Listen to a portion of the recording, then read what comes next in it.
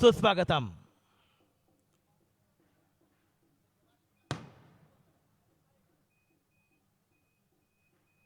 विकास म्हणजे माननीय डॉक्टर अतुल बाबा आणि अतुल बाबा म्हणजे विकास. त्यांच्या नेतृत्वावरती विश्वास ठेवून कराडमध्ये आणि मलकापूरमध्ये कमळ फुलवूया. आपलं सर्वांचं स्वागत आहे मंडळी. सुस्वागतम सुस्वागतम.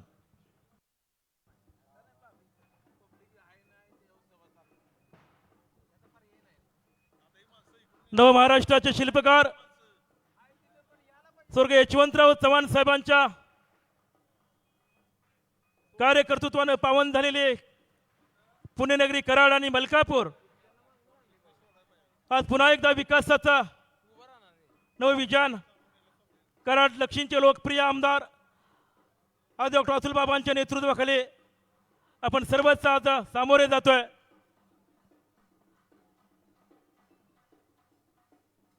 अगतम स्वागतम सुस्वागतम सुस्वागतम सुस्वागतम. महाराष्ट्र राज्याचे गतिमान नेतृत्व, राज्याचे लाडके मुख्यमंत्री आदरणीय आमदार देवेंद्र फडणवीस साहेबांचं आगमन होत आहे. मनपूर्वक स्वागत आहे. सुस्वागतम सुस्वागतम.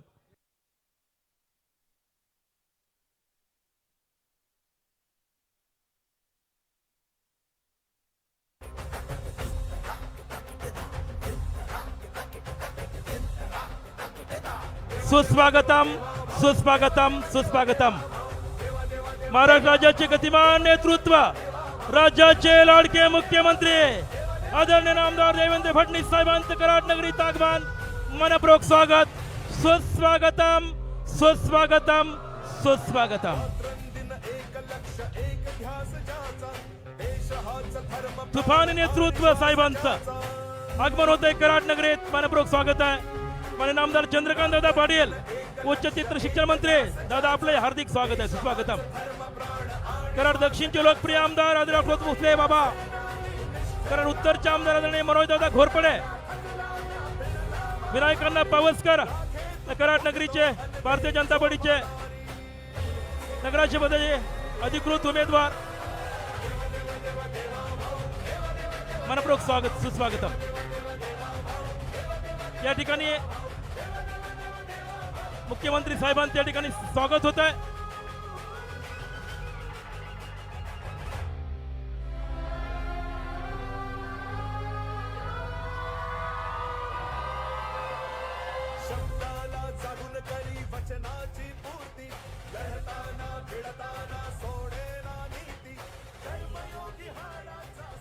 तमाम महाराष्ट्राच्या अस्मिता छत्रपती शिवरायांच्या प्रतिमेचं पूजन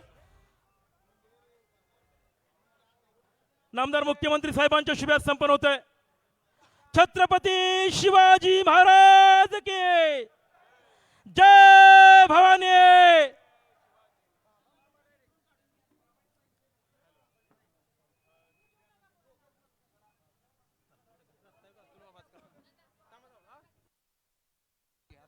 या ठिकाणी मुख्यमंत्री साहेबांचं स्वागत होत आहे.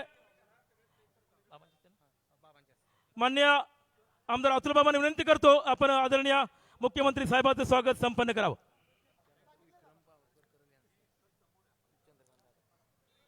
तसेच नामदार चंद्रकांत स्वागत विक्रमजी पावसकर करतील.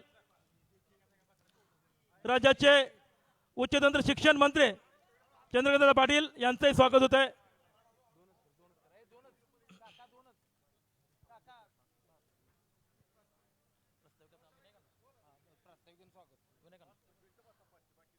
आजच्या सभेचं मिटाकर भी मिटाना पाए ऐसी पहचान हूं मैं, रोक कर भी रोक न पैसा तूफान हूं मैं, जंग के हर मैदान में जीत के हौसले हूं मैं, यूं नहीं करत का अतुल भोसले हूं मैं, अतुल भोसले हुए. आमदार अतुल बाबा भोसले आपल्याशी संवाद साधतायत.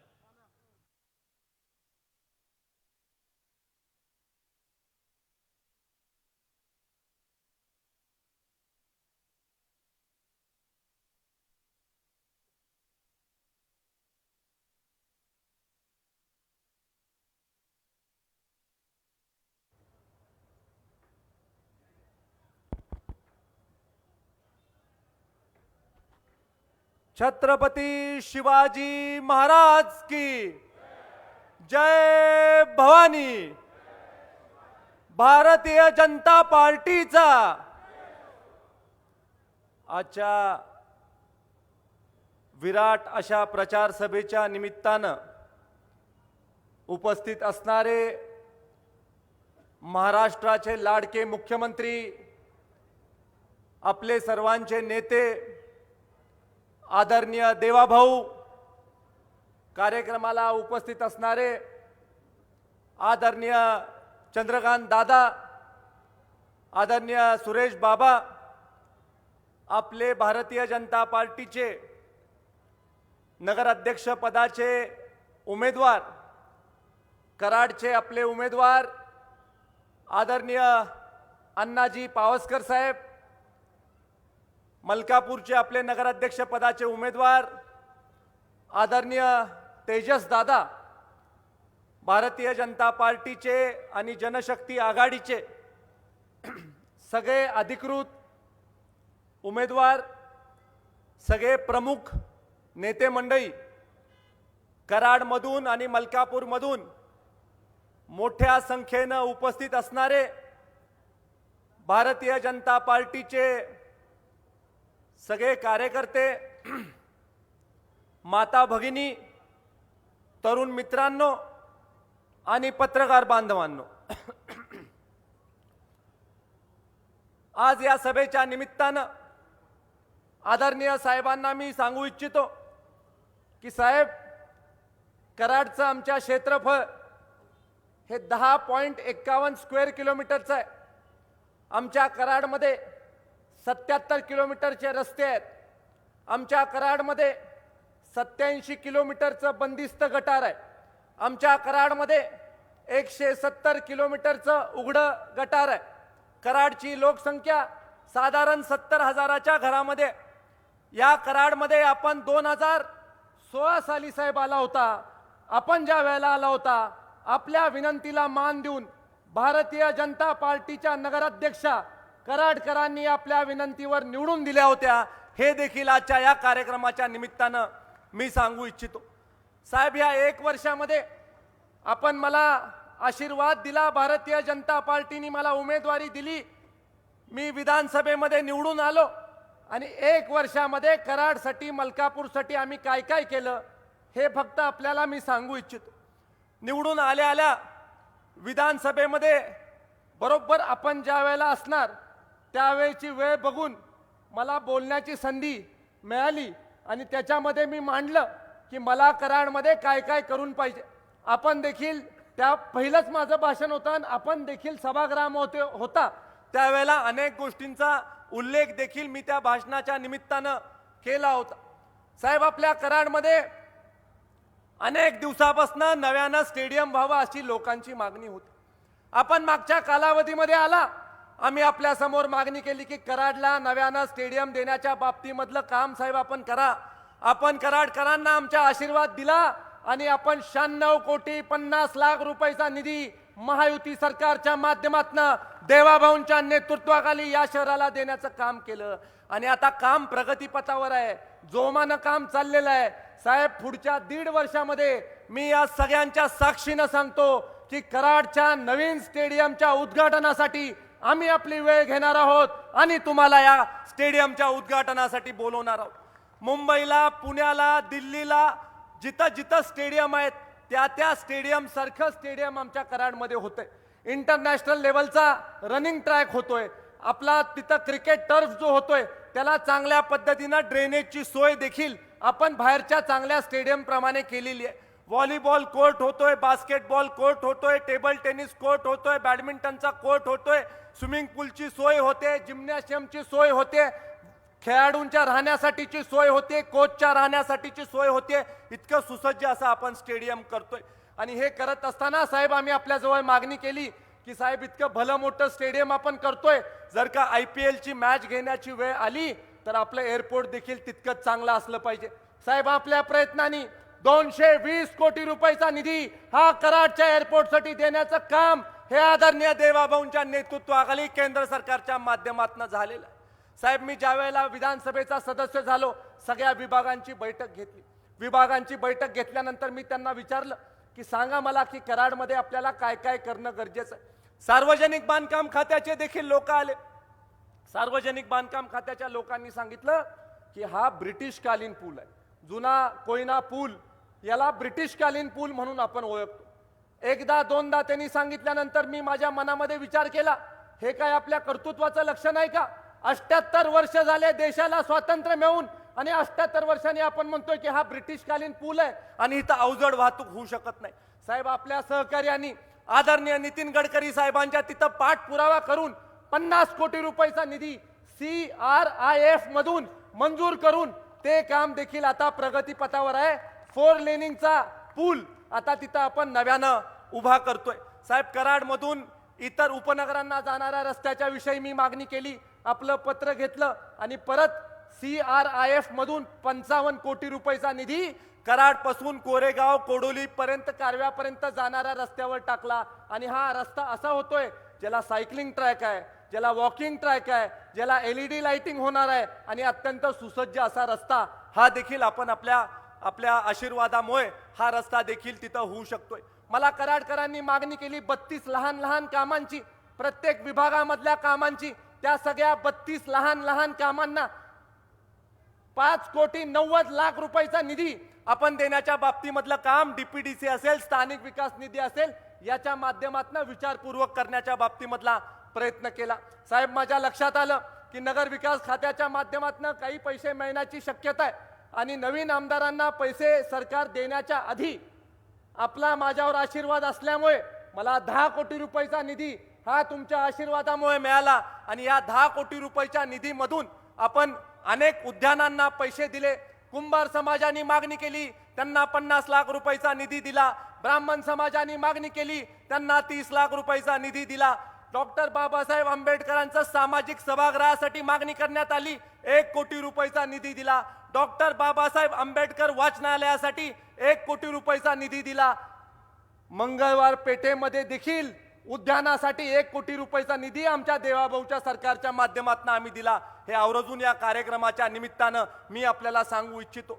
आपले आजचे जे नव्यानं निवडून जाणारे सगळे नगरसेवक आहेत, नगराध्यक्ष आहेत, यांना माझं सांगणं आहे की तुम्ही ज्या इमारतीमध्ये जाणार होता त्या इमारतीची पाहणी यांना मी आधीच केली होती आणि पाहणी केल्यानंतर मला लक्षात आलं की तुम्ही जेवढं कष्ट करून तिथं निवडून जाणार आहे त्या पद्धतीची ती इमारत नाही आणि त्या इमारतीसाठी 3.5 कोटी रुपयाचा निधी हा नगर विकास विभागाच्या विशेष वैशिष्ट्यपूर्ण योजनेच्या माध्यमातून यांना आपण आधीच मंजूर करून दिलेला आहे. जिथं जिथं शक्य आहे तिथं तेवढं काम करण्याच्या बाबतीमधला प्रयत्न आपण केला आणि 1 वर्षामध्ये कराडसाठी 259 कोटी रुपयाचा निधी आज महायुती आणि केंद्र सरकारच्या माध्यमातून आम्ही दिला. मलकापूरकरांनी मला मागणी केली, मलकापूरकरांनी मला सांगितलं अंतर्गत रस्ते होणं गरजेचं आहे. अंतर्गत रस्त्यांसाठी PWD खात्याचे मंत्री शिवेंद्र बाबांकडनं 20 कोटी रुपयाचा निधी दिला. छोट्या छोट्या कामांसाठी आपण पैसे मागितले, नगर विकास विभागाच्या माध्यमातून आपण निधी तिथं उपलब्ध करून दिला. आणि मलकापूरमध्ये तर साहेब आपण मास्टर स्ट्रोक केला की मलकापूरमध्ये आपल्या विरुद्ध निवडणूक लढण्यासाठी 4 प्रभागामध्ये माणसंच नव्हती, अशा पद्धतीची परिस्थिती भारतीय जनता पार्टीने मलकापूरमध्ये निर्माण केली. मलकापूरच्या 22 जागांपैकी 6 जागा बिनविरोध करण्यामध्ये आपण यशस्वी झालो. 1 जागेच्या बाबतीमध्ये आता कोर्ट केसमुळे परत त्याची प्रक्रिया होणार आहे. राहिलेल्या 17 जागांच्या निवडणुकीमध्ये साहेब मी आपल्याला आश्वासन देतो की आम्ही 22-0 आणि नगराध्यक्ष पदाची सीट 75% मतं घेऊन तिथं निवडून आणणार आणि 23-0 करून आपल्यापर्यंत ते सगळे लोक घेऊन येणार. जे लोक विधानसभेला माझ्या बरोबर नव्हते त्या लोकांना आम्ही बरोबर घेतलं. त्या सगळ्या लोकांना सांगितलं की अतुल भोसले व्यक्ती म्हणून काही नाहीये, भारतीय जनता पार्टी आहे, कमळ आहे, माझं काही नाहीये, सगळं आहे ते पक्षाचं आहे आणि मला विरोध केला तरी चालेल पण पक्षामध्ये सामील व्हा, देवाभाऊच्या नेतृत्वाखाली सामील व्हा. त्यांना आपल्या बरोबर साहेब घेतलं, विरोध सगळा मोडीत काढला. साहेब आज आम्हाला खूप मोठ्या प्रमाणावर विरोध होतोय.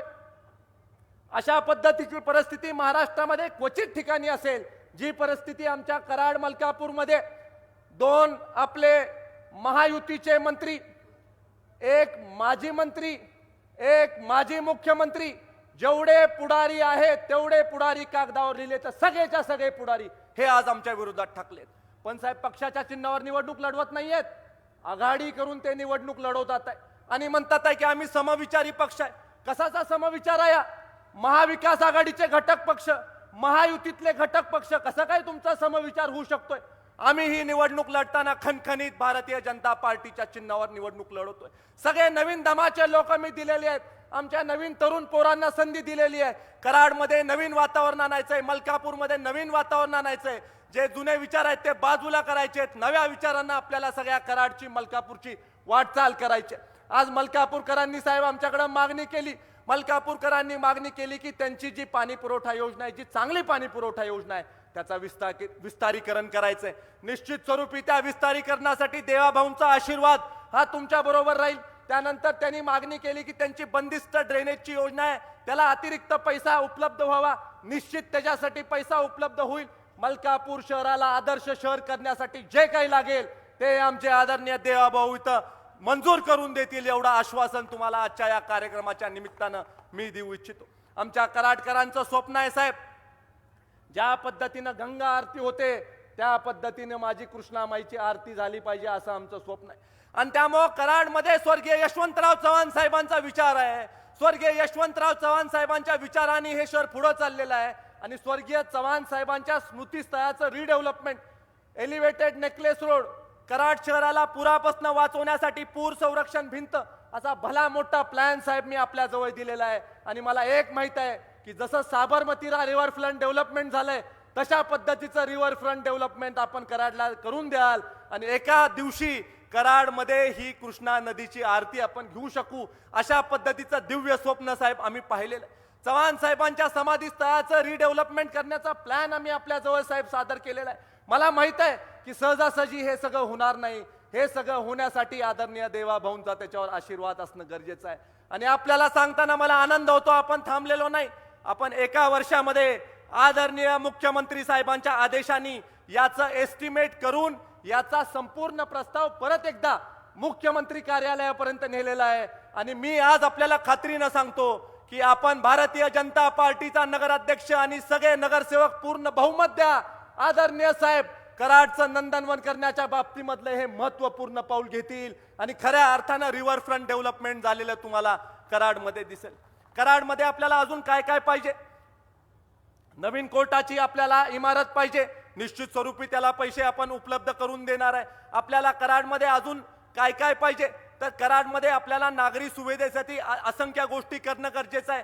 त्या देखील आपल्याला करणं आवश्यक आहे. साहेब खऱ्या अर्थानं आमच्या कराडकरांचा मोठा प्रश्न आहे की माजी मुख्यमंत्री राज्यातले आमचे जिथं राहतात, इथंच मागच्या बाजूला साहेब राहतात. खरं आपल्याला वेळ नाही तर मी आपल्याला तिथपर्यंत घेऊन गेलो असतो. तिथं ग्रेट वॉल ऑफ चायना इतकी भिंत त्यांनी आपल्या घराच्या जवळ बांधली आहे. मी बघितली भिंत आणि मी म्हटलं की इतकी भली मोठी भिंत का बांधली आहे साहेबांनी? तर तिथं झोपडपट्टी मधल्या पाटण कॉलनी मधले माझे लोक तिथं मागे असतील, त्यांनी मला सांगितलं की आम्ही दिसू नये म्हणून मुख्यमंत्र्यांनी भिंत इतकी उंच बांधलेली. साहेब 70 वर्ष झोपडपट्टी आहे आणि 60 वर्ष यांच्या घरामध्ये सत्ता आहे, तरी सुद्धा झोपडपट्टीचं पुनर्वसन केलेलं नाही. साहेब मी माझ्या पहिल्या भाषणामध्ये उल्लेख केला की पाटण कॉलनीच्या झोपडपट्टीचं पुनर्वसन हे कुठल्याही परिस्थितीत माझ्या पहिल्या टर्म मध्ये मी करणार आणि त्याच्यासाठी देखील आपण त्याच्यामध्ये लक्ष घालणं गरजेचं. 11 ठिकाणी कराडमध्ये झोपडपट्टी आहे. 11 ठिकाणपैकी पाटण कॉलनी आहे, स्टेडियमच्या मागची झोपडपट्टी आहे, जुन्या पोयना पुलाच्या तिथली झोपडपट्टी आहे, 12 डबरी परिसराच्या तिथली झोपडपट्टी आहे, गेट नंबर 2च्या तिथली झोपडपट्टी, अशा 11 ठिकाणी झोपडपट्टी आहे. मलकापूरमध्ये 3 ठिकाणी झोपडपट्टी आहे. तिथं शब्द दिलाय झोपडपट्टीमध्ये आपण की लागेल तेवढे फ्लॅट आपण उपलब्ध करून देऊ आणि प्रत्येक फ्लॅट मध्ये चहा प्यायला आपण जाऊ शकू इतका चांगल्या दर्जाचा फ्लॅट सगळ्या झोपडपट्टी वासियांना आपण देणार. मला माहित आहे निवडणुकीच्या निमित्तानं काही लोक तुमच्याकडे येतील, काही लोक दादागिरी करतील, काही लोक आमिष दाखवतील, पण आपण कमळ आणि भारतीय जनता पार्टीच्या पाठीशी उभं राहा. कमळ आणि भारतीय जनता पार्टीच्या पाठीशी उभा राहिला की झोपडपट्टीचं पक्क घर करण्याच्या बाबतीमधलं काम मोदीजींच्या विजन प्रमाणे आणि देवेंद्रजींच्या विजन प्रमाणे आपण इथं करू आणि कराड आणि मलकापूरला झोपडपट्टी मुक्त केल्याशिवाय आपण राहणार नाही, एवढं देखील या कार्यक्रमाच्या निमित्तानं मी आपल्याला सांगू इच्छितो. मला माहित आहे की मी माझ्या राजकीय कारकिर्दीमध्ये रिस्क घेतली. अनेक लोक मला सांगत होते की जुळवून घ्या, अबाधित राहा, पण मी आमच्या साहेबांकडनं शिकलोय कधीही विरोधात असलं म्हणून घाबरायचं नाही, कधीही सत्यासाठी भांडायला थांबायचं नाही, कधीही आपल्या माणसाला आपल्या खांद्यावर घ्यायला दमायचं नाही. आणि हे आम्ही काम केलं आणि नव्या दमाची लोक उभा केली. बलाढ्य पुढं कोण पण असू दे, मी सुद्धा लोकांना वाटत असेल की तिकडं खूप मोठ्या नेत्यांची फौज आहे, पण मी सुद्धा साधा सुद्धा आमदार नाही. मी साहेबांचा लाडका आमदार आहे. मी जरी पहिल्या टर्मचा आमदार असलो तरी साहेबांचा माझ्या डोक्यावर आशीर्वाद आहे. आणि माझी जरी ताकद कमी असली तर आमच्या साहेबांची ताकद खूप मोठी आहे. कोण जर का म्हणत असेल की आमच्याकडे तिजोरी आहे तर बँकेचा मालक आमच्याकडे आहे. आम्ही कमी पडणार नाही. भारतीय जनता पार्टीला निवडून आणणार, दोन्ही नगर अध्यक्ष निवडून आणणार, अण्णांना निवडून आणणार, तेजसला निवडून आणणार. आणि साहेब अभिमानाने म्हणतील की कराड हा माझा बालेकिल्ला आहे, मलकापूर हा माझा बालेकिल्ला आहे. याच्यासाठी आपल्याला हात जोडून सगळ्यांना विनंती करतो की आपण आमच्या पाठीशी उभा राहावा, भारतीय जनता पार्टीच्या पाठीशी उभा राहावा. मला कधीही अपयश आलं म्हणून मी थांबलो नाही. परत परत मी तुमच्या दारात येत राहिलो आणि परत परत आल्यानंतर तुम्ही मला आशीर्वाद दिलेला आहे. मला त्या आशीर्वादाचं मोल आहे. मला माहित आहे की या आशीर्वादाने मला खूप पुढे जायचंय आणि त्यामुळे मी नेत्याला नाराज करायला थांबत नाही, नेत्याला नाराज करायला घाबरत नाही. पण जनतेबरोबर बेईमानी आपल्याकडून कधी होणार नाही, जनतेचा विश्वास कधी मी तोडणार नाही. आणि त्यामुळे आपण सगळ्यांनी माझ्यावर आशीर्वाद ठेवावा. येणाऱ्या 2 तारखेला आपण भारतीय जनता पक्षाबरोबर राहावं. आदरणीय अण्णा आणि अण्णांची सगळी टीम, आदरणीय तेजस्वी आणि तेजस्वीची सगळी टीम ही आपण निवडून द्या. आणि एकच लक्षात ठेवा, मी एकटा नाही, माझ्या मागे हात खूप मोठा आहे. एवढं सांगून थांबतो. जय हिंद, जय महाराष्ट्र. कराड मलकापूरचा बालेकिल्ला कमळ फुलवून भक्कम करू आणि स्थितीवरती नवा तोरण बांधू. धन्यवाद. यानंतर महाराष्ट्र राज्याचे लाडके मुख्यमंत्री आदरणीय आमदार देवेंद्र फडणवीस साहेब जनसभेला संबोधित करतायत. नागपुर से लेकर मुंबई तक और मातोश्री से लेकर बारामती तक करिश्मा सिर्फ आपका चलता है. कोई कुछ भी कहे साहब, इलाका कौन सा भी हो, धमाका सिर्फ फडणवीस का होता है, फडणवीस का होता है. नामदार देवेंद्र फडणवीस साहब जनसभा को संबोधित करेंगे. भारत माता की, भारत माता की, छत्रपति शिवाजी महाराज की, धर्मवीर छत्रपति संभाजी महाराज की. जय भवानी, जय भवानी, जय जय जय जय जय भवानी, जय जय जय जय जय शिवाजी. हिंद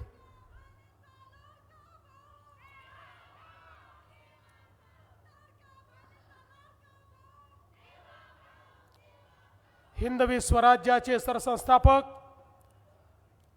छत्रपती शिवरायांना मानाचा मुजरा करतो. भारतीय राज्यघटनेचे शिल्पकार भारतरत्न डॉक्टर बाबासाहेब आंबेडकर यांना मानवंदना अर्पित करतो. आज कराडच्या या प्रचंड मोठ्या प्रचार सभेमध्ये मंचावर उपस्थित महाराष्ट्राचे उच्च व तंत्र शिक्षण मंत्री माननीय चंद्रकांत दादा पाटील,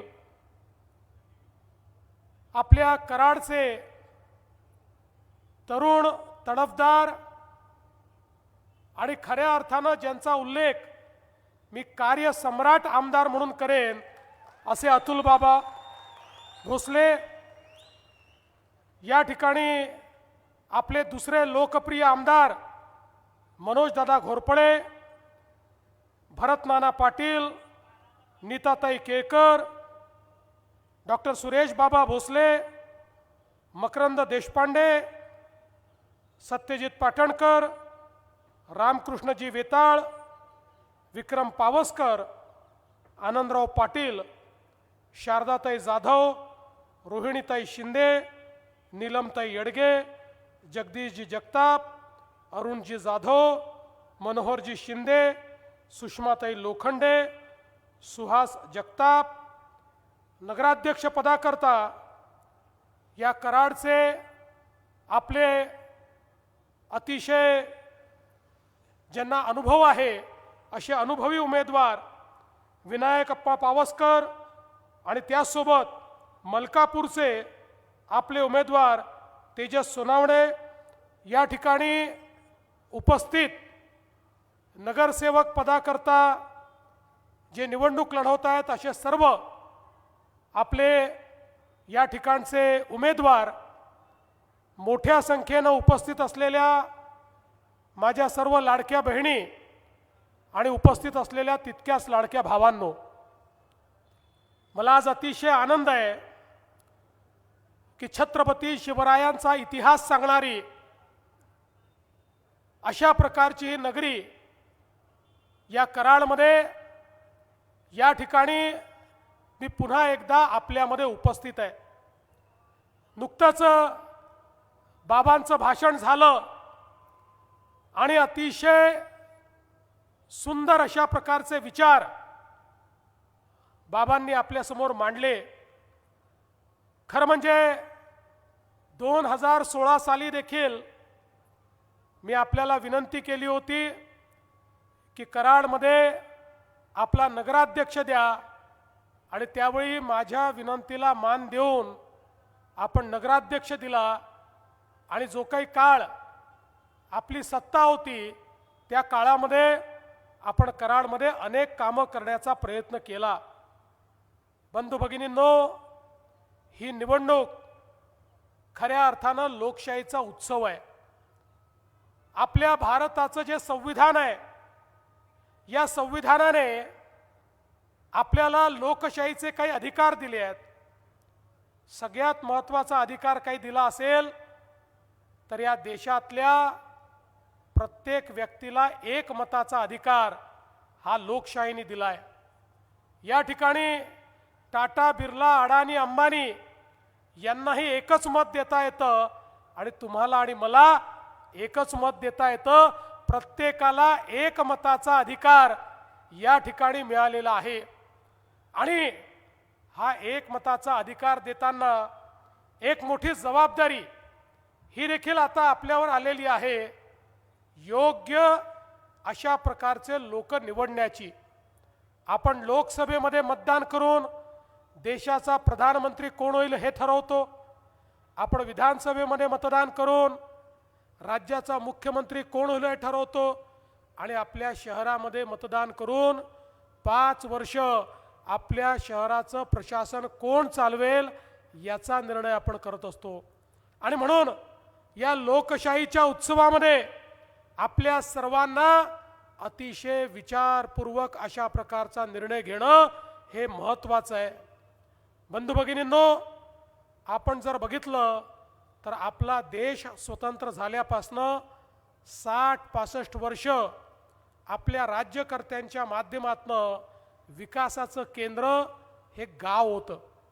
राज्यकर्ते म्हणायचे की गावाचा विकास म्हणजे देशाचा विकास, आणि ते योग्य होतं, कारण छोट्या छोट्या गावांमध्ये भारत वसला होता. पण त्याच वेळी या भारतामध्ये काही शहरं देखील होती. दुर्दैवाने त्या शहरांकडे राज्यकर्त्यांचं दुर्लक्ष झालं. 60-65 वर्ष केंद्रातलं सरकार असो का राज्यातलं सरकार असो, शहरांकरता केंद्रित अशा प्रकारच्या योजना, व्यवस्था, निधी असं कधीच नियोजन या ठिकाणी करण्यात आलं नाही. परिणाम काय झाला आपण बघा.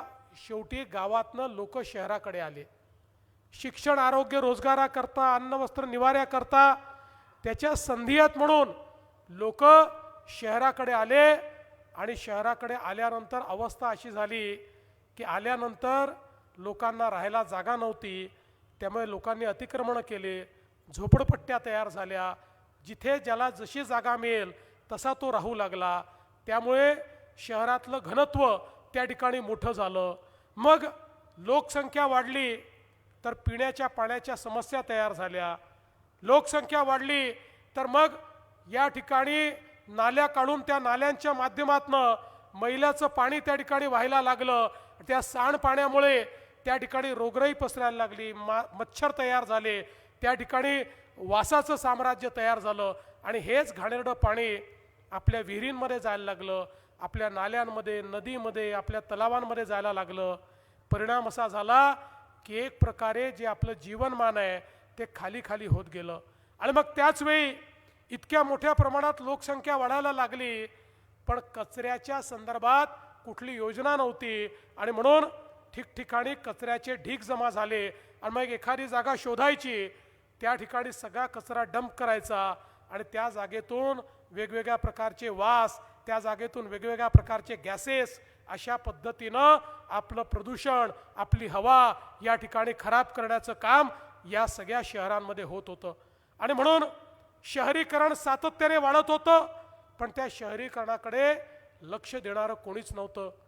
आपण जर आपल्या महाराष्ट्राचा विचार केला तर महाराष्ट्रामध्ये 6.5 कोटी लोक 40,000 गावांमध्ये राहतात आणि तेवढेच 6.5 कोटी लोक कराड सारख्या 400 शहरांमध्ये राहतात.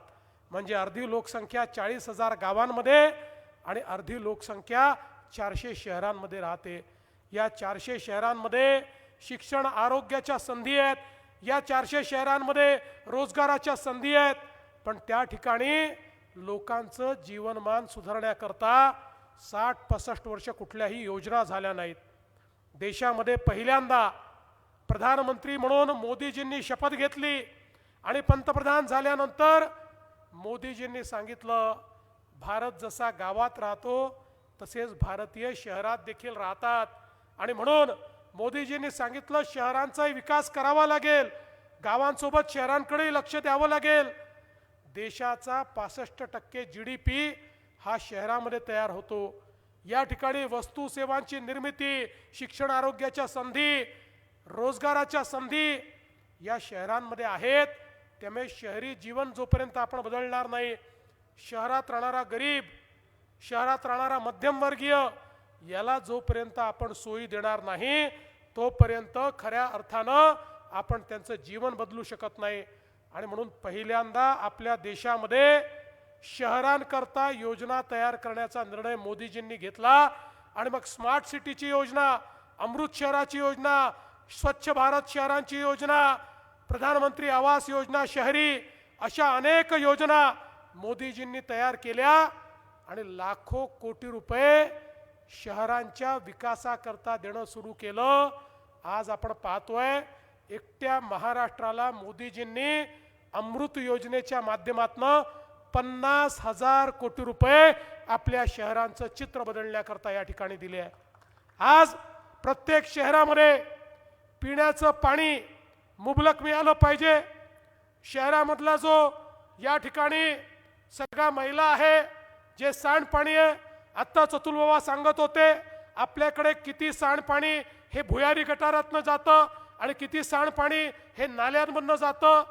हे संपूर्ण सांडपाणी बंदिस्त भुयारी गटारातनं गेलं पाहिजे आणि त्याच्यावर प्रक्रिया होऊन त्या ठिकाणी STPच्या माध्यमातनं त्या पाण्यातनं मैला वेगळा होऊन त्याच्यातनं खत निर्मिती आणि पाणी जे शुद्ध झालेलं आहे तेच पाणी नदीमध्ये आणि नाल्यामध्ये गेलं पाहिजे. अशा पद्धतीनं आज सगळ्या योजना आपण तयार केल्या. आपला जो कचरा आहे, या कचऱ्यावर स्वच्छ भारतच्या अंतर्गत मोठ्या प्रमाणात प्रक्रिया आता आपण चालू केली. खरं म्हणजे आता आपण सर्क्युलर इकॉनॉमीचा विचार करतोय. आणि सर्क्युलर इकॉनॉमीचा अर्थ काय आहे? Nothing is waste, everything is wealth. कचऱ्यातही वेल्थ आहे. आता या वेगवेगळ्या योजनांच्या माध्यमातून मोदीजींनी सगळ्या शहरांना त्या ठिकाणी पैसा दिला. आपल्या महाराष्ट्रामध्ये 250-300 शहरांमध्ये आज स्वच्छ भारतच्या अंतर्गत कचऱ्यावर प्रक्रिया चालली आहे. 100% कचरा जमा होतो. त्या कचऱ्यावर प्रक्रिया आपण करतो आणि ती प्रक्रिया करून त्या ठिकाणी कचऱ्यापासून पेलेट्स तयार करतो. म्हणजे कचऱ्यापासून कोळसा तयार करतो, कचऱ्यापासून खत तयार करतो. एवढंच नाही, आता तर आपण कचऱ्यापासून तयार होणाऱ्या खताचा एक महाराष्ट्राचा ब्रँड देखील तयार केला आहे. आणि थोडी मोठी शहरं जी आहेत त्या ठिकाणी कचऱ्यापासून गॅस तयार करतो आणि कचऱ्यापासून विद्युत निर्मिती देखील आपण करतो. म्हणजे आता कचरा ही आपली लायबिलिटी नाही आहे, तर आता कचरा ही खऱ्या अर्थानं आपल्याकडे वेल्थ निर्माण करणारी गोष्ट झाली आहे. पण या सगळ्या गोष्टी करता जो काही निधीची कमतरता होती, आज मोदीजींच्या माध्यमातनं आणि राज्य सरकारच्या माध्यमातनं त्याकरता मोठ्या प्रमाणात आपण व्यवस्था उभ्या केल्या आहेत. आज आपण पाहू शकतो लोकांनी वेगवेगळ्या ठिकाणी अतिक्रमण केली आहेत. आपण 2 महिन्यापूर्वी निर्णय केला आणि वेगवेगळ्या प्रकारची अतिक्रमणं लोकांनी ज्या ठिकाणी केली असतील त्या ठिकाणी त्यांना मालकी हक्काचे पट्टे देण्याचा निर्णय आपण केला. याचं कारण प्रधानमंत्री आवास योजनेच्या अंतर्गत आपल्याला 2.5 लाख रुपये मिळतात. त्या 2.5 लाख रुपयामध्ये आपण जो बेघर आहे त्याला घर देऊ शकतो. त्या 2.5 लाख रुपयामध्ये आपण झोपडपट्टीत कच्च्या घरात राहणाऱ्याला घर देऊ शकतो किंवा त्या ठिकाणी त्यांच्याकरता एक चांगली स्कीम तयार करून त्यामध्ये वेगवेगळ्या योजनातनं सगळ्या प्रकारच्या सोयी उभ्या करून एक चांगली कॉलनी देखील त्यांची तयार करू शकतो. पण याकरता अडचणी होत्या, जागा मिळत नव्हती. आता आपण निर्णय केला, एकीकडे अतिक्रमण जिथे नियमित करता येईल त्या ठिकाणी आपण अतिक्रमण नियमित करतो आहे आणि ज्या ठिकाणी ते करता येणं शक्य नाही तिथे सरकारची जमीन देऊन त्या ठिकाणी फ्लॅट स्कीमच्या माध्यमातून लोकांना सगळ्या सोयी देण्याचं काम करतोय. त्यामुळे अतुल बाबा तुम्ही चिंता करू नका. तुम्ही पृथ्वीराज बाबांची चिंता केली आहे, त्यांच्या घराजवळच्या झोपडपट्टीची चिंता केली आहे. तुम्ही कराड आणि मलकापूरच्या सगळ्या झोपडपट्टीवासियांना पक्क घर देण्याची चिंता केली आहे. तुम्ही चिंता करू नका, तुमच्या पाठीशी मी उभा आहे. तुमचं हे स्वप्न मोदीजींच्या प्रधानमंत्री आवास योजनेतनं पूर्ण करण्याचं वचन मी या ठिकाणून देऊन जातोय. या कराड आणि मलकापूरमध्ये कोणालाही झोपडीत राहू द्यायचं नाही, अशा प्रकारचा आज आपला सगळ्यांचा मानस आहे. बंधू भगिनींनो, आज मोठ्या प्रमाणात आपण पाहतोय वेगवेगळ्या प्रकारच्या योजना आपण करतोय. आज या अमृत शहरातनं शहरातले रस्ते असतील, अमृतमधनं शहरामध्ये उद्यानं असतील, अमृतच्या माध्यमातनं हरित पट्टे असतील, अमृतच्या माध्यमातनं सरोवर विकास असेल, प्रत्येक गोष्ट या ठिकाणी करण्याकरता आज आपण योजना तयार केली आहे. एखाद्या शहराला काय काय आवश्यक आहे ते देखील आपण या ठिकाणी करतोय. आणि बंधू भगिनींनो, एवढंच नाही तर आता मोदीजींनी त्या ठिकाणी आपल्याला योजना दिली आहे, आयुष्यमान योजना. त्या आयुष्यमान योजनेच्या अंतर्गत प्रत्येक शहरामध्ये आयुष्यमान हॉस्पिटल आपल्याला तयार करायचं आहे. तसं तर कृष्णा असल्यामुळे आपल्याला चिंता नाही आहे, पण तरी देखील सगळ्या छोट्या छोट्या शहरांमध्ये त्या ठिकाणी मोफत व्यवस्था आपल्याला उभ्या करायच्या आहेत. आपल्याला माहिती आहे मागच्या काळामध्ये आपण महात्मा फुले जनारोग्य योजना सुरू केली. महात्मा फुले जनारोग्य योजनेमध्ये आपण 5 लाखापर्यंतचा इलाज सगळ्यांना मोफत केला. जात पाहायची नाही, धर्म पाहायचा नाही, त्याचे कुठलं रेशन कार्ड पाहायचं नाही, त्याचं वय पाहायचं नाही, सगळ्यांना 5 लाखापर्यंतचा इलाज हा आपण मोफत केला. मला काही लोक भेटले आणि ते असं म्हणाले, साहेब 1300 रोगांकरता तुम्ही 5 लाखाचा मोफत इलाज दिलाय, पण तुमच्या पॅकेजमध्ये अनेक असे रोग नाही आहेत की ज्याच्यामध्ये 3-3, 4-4 लाख रुपये खर्च होतात, पण तुमच्या पॅकेजमध्येच ते नसल्यामुळे आम्हाला त्याचा फायदा मिळत नाही. पुन्हा मी सगळे अधिकारी कामाला लावले, अनेक लोकांची त्या ठिकाणी चर्चा केली. जे लोक या क्षेत्रात आहेत अतुल बाबांसारखे त्यांच्याशी मी चर्चा केली आणि निर्णय केला, आता 1300 नाही 2400 आजाराकरता 5 लाखापर्यंतचा इलाज हा सगळ्यांना आपण मोफत केलेला आहे. आणि 9 आजार तर असे आहेत की ज्या आजारामध्ये 5 लाखाच्या वर 35 लाखापर्यंतचा खर्च राज्य सरकारच्या माध्यमातून देण्याचा निर्णय मी केला. आज शहरातल्या प्रत्येक व्यक्तीला उत्तम आरोग्य मिळालं पाहिजे, आरोग्याच्या सोयी मिळाल्या पाहिजे, अशा प्रकारचा आपला प्रयत्न या ठिकाणी आहे. आणि खऱ्या अर्थानं अतुल बाबांनी तर ज्या प्रकारे या शहराचा विचार केलाय, त्यांनी जे या ठिकाणी छत्रपती शिवाजी महाराज क्रीडा संकुल, ज्यावेळेस ते माझ्याकडे आले आणि म्हणाले क्रीडा संकुल करायचं आहे, अतुल बाबांनी काही म्हटलं की मी नाही म्हणतच नाही. त्यामुळे मी घोषणा करून टाकली. मला वाटलं अतुल बाबा कराडसारख्या ठिकाणी 25 कोटी रुपयाचा आराखडा घेऊन येतील, पण हे महाराज इतके हुशार आहेत, यांनी देशभरातल्या क्रीडा संकुलाचा विचार केला आणि मग स्वतःचे पैसे खर्च केले. एक कोणीतरी देशातला क्रीडा क्षेत्रातला प्रायव्हेट आर्किटेक्ट पकडला, त्याला सांगितलं चांगल्यातलं चांगलं क्रीडा संकुल आमच्या या जागेत कसं बसेल ते बघा, आणि 100 कोटी रुपयाचा आराखडा माझ्याकडे घेऊन आले. पण मी देखील सांगितलं, अरे ज्या क्रीडा संकुलाचं नाव छत्रपती शिवाजी महाराज क्रीडा संकुल आहे ते उत्तमच असलं पाहिजे आणि म्हणून 96 कोटी रुपये आपण त्याकरता दिले आणि आज सर्वोत्तम अशा प्रकारचं क्रीडा संकुल आणि बाबा चिंता करू नका थोडे जास्त पैसे लागले तरी आपण देऊ पण सर्वात उत्तम अशा प्रकारचं क्रीडा संकुल या ठिकाणी आपल्याला तयार करायचं आहे कैलासवासी खाशाबा जाधव क्रीडा संकुल ते करतायत त्याच्याकरता 25 कोटी रुपये मिळाले आहेत निविदा आता त्याच्या देखील आपण काढलेले आहेत आणि पुलाकरता देखील त्यांनी 50 कोटी रुपये आणले वेगवेगळ्या पंचायत समितीची इमारत असेल रस्ते असतील जवळपास वेगवेगळ्या रस्त्यांकरता कारण जरी ही नगरपालिकेची निवडणूक असली तरी नगरपालिकेच्या लोकांनाही बाहेर जावं लागतं त्यामुळे सगळीकडचे त्यांच्या मतदारसंघातले जे जोड रस्ते आहेत या रस्त्यांकरता जवळपास 400 कोटी रुपयाचा निधी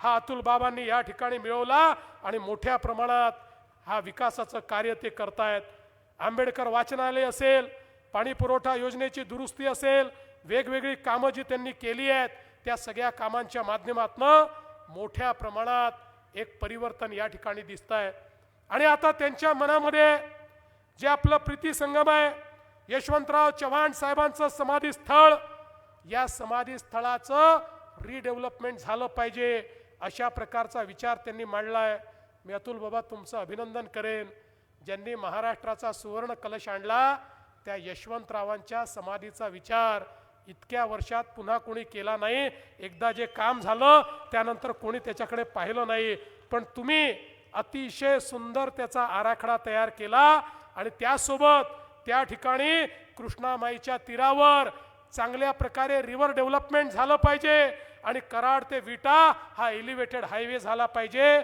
अशा प्रकारचं एक स्वप्न तुम्ही बघितलेलं आहे मी तुम्हाला एवढं सांगू इच्छितो मंजिलें उन्हीं को मिलती है जिनके सपनों में जान होती है मंजिलें उन्हीं को मिलती है जिनके सपनों में जान होती है अरे पंख से कुछ नहीं होता हौसलों से उड़ान होती है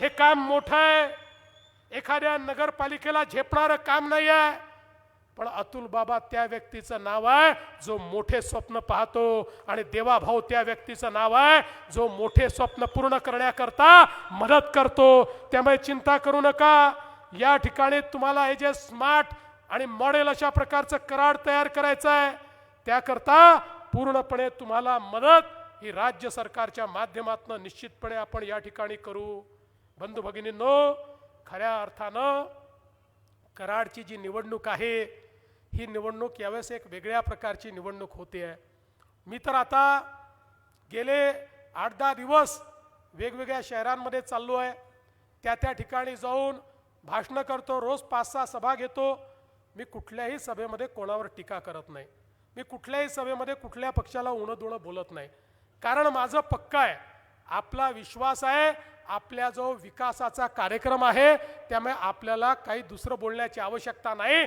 आम्ही काय केलंय आणि काय सांगणार आहोत याच्या आधारावर मी एक सकारात्मक मत आपल्याला मागण्याकरता या ठिकाणी आलो आहे पण कराडमध्ये अतुल बाबांना चारीकडनं घेरण्याचा प्रयत्न चालू आहे आपलेही आणि विरोधकही सगळे एक झाले आहेत सगळ्यांना मिळून वाटतं हे जे उमद नेतृत्व आहे हे जास्त मोठं झालं तर कदाचित आपल्याला अडचण होईल आणि म्हणून अभिमन्यूप्रमाणे त्यांना घेरण्याचं काम चाललंय पण जसं मी नेहमी सांगतो आम्ही आधुनिक अभिमन्यू आहोत अभिमन्यू बिचारा त्या युद्धामध्ये महाभारताच्या त्याला चक्रव्यूहात शिरणं माहिती होतं पण बाहेर पडणं माहिती नव्हतं पण प्रभू श्रीकृष्णाच्या आशीर्वादाने आम्हाला बाहेर पडणं देखील माहिती आहे आणि म्हणून हा जो चक्रव्यूह अतुल बाबाच्या आजूबाजूला तयार केलाय त्याला भेदून या ठिकाणी अतुल बाबा या कराडमध्ये आपला झेंडा लावल्याशिवाय राहणार नाही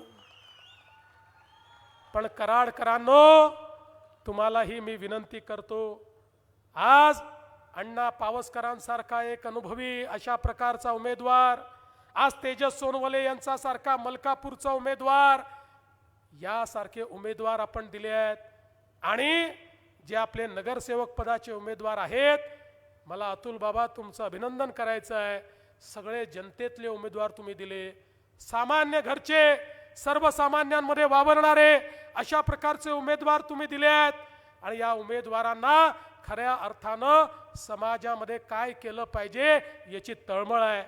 मी तुम्हाला हीच विनंती करण्याकरता आलो आहे. आता अतुल बाबांसारखं एक नेतृत्व आपल्याला लाभलेलं आहे. बंधू भगिनींनो, इतकं तरुण तळपदार नेतृत्व हे लाभण्याकरता अनेक वर्ष निघून जातात. खरं म्हणजे मला तर या गोष्टीचा आनंद वाटला असता की पृथ्वीराज बाबा देखील म्हणाले असते की चला आता अतुल बाबांसारखं एक तरुण नेतृत्व कराडचं नेतृत्व करताय, मी देखील अतुल बाबा तुम्हाला आशीर्वाद देतो. पण ठीक आहे, त्यांना जे करायचं आहे ते करतील, इतर आमचे मित्रही जे करायचं आहे ते करतील.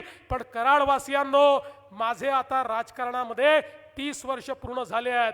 राजकारणामध्ये मला भविष्य दिसतं आणि मी अतुल बाबा भोसले मध्ये भविष्य पाहतो. लक्षात ठेवा, तुम्ही जो आमदार निवडून दिलाय तो भविष्यामध्ये मोठा नेता होण्याची क्षमता ठेवणार आहे आणि म्हणूनच त्याला सगळे घेरून मारण्याचा प्रयत्न करतायत. आणि म्हणून आता कराडकरांची जबाबदारी आहे की या ठिकाणी हे युद्ध अतुल बाबांचं नाही आहे, हे युद्ध पावसकरांचं नाही आहे, हे युद्ध कराडवासियांनो हे तुमचं युद्ध आहे. या युद्धामध्ये तुम्हाला प्रत्येकाला समोर यावं लागेल आणि समोर येऊन या ठिकाणी खऱ्या अर्थानं विजय हा खेचून आणावा लागेल. हा विजय अतुल बाबाचा नाही, हा पावसकरांचा विजय नाही, हा कराडचा विजय असणार आहे. आणि म्हणून कराडच्या विजयाकरता येत्या 2 तारखेला कमळाची चिंता तुम्ही करा, पुढचे 5 वर्ष तुमची चिंता आम्ही करू, हा विश्वास तुम्हाला देतो. आणि माझ्या लाडक्या बहिणींना सांगतो, लाडक्या बहिणींनो, तुमचा देवाभाऊ जोपर्यंत आहे तोपर्यंत लाडकी बहीण योजना सुरूच राहील. आणि आता तर लाडक्या बहिणींना आम्ही लखपती दिदी करणार आहोत. त्यामुळे बहिणींच्या हाती भावांचं भवितव्य देऊन मी या ठिकाणून चाललो आहे. माझ्या बहिणींनी आता या ठिकाणी या निवडणुकीची धुरा हाती घ्यायची आहे आणि पुन्हा एकदा एक प्रचंड असा विजय या ठिकाणी प्राप्त करायचा आहे. धन्यवाद. जय हिंद, जय महाराष्ट्र. चक्र भितुया आणि भाजपचा झेंडा फडकूया यांचा आभार मानतायत. सुषमा लोखंडे आभार प्रदर्शन करतील. या नगरीच्या माजी नगराध्यक्ष, भारतीय जनता पक्ष शहराध्यक्षा सुषमा लोखंडे आभार प्रदर्शन करतायत.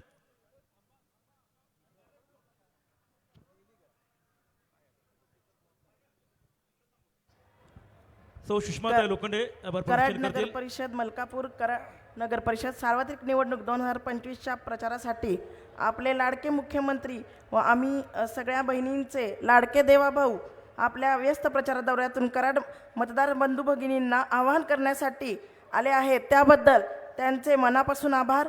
देवाभाऊ, आपण नेहमीच डॉक्टर अतुल बाबांच्या माध्यमातून भरघोस निधी उपलब्ध करून देत आहात.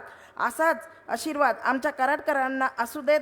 गेली 15 दिवस आपले कार्यसम्राट माननीय डॉक्टर अतुल बाबा भोसले व त्यांचे सर्व कुटुंबीय दोन्ही शहराच्या प्रचारासाठी सक्रिय आहेत. त्याबद्दल आपले आभार.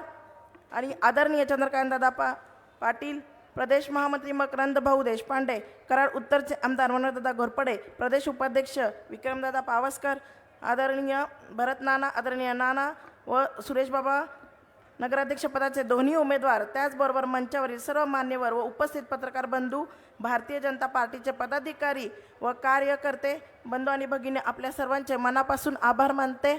धन्यवाद.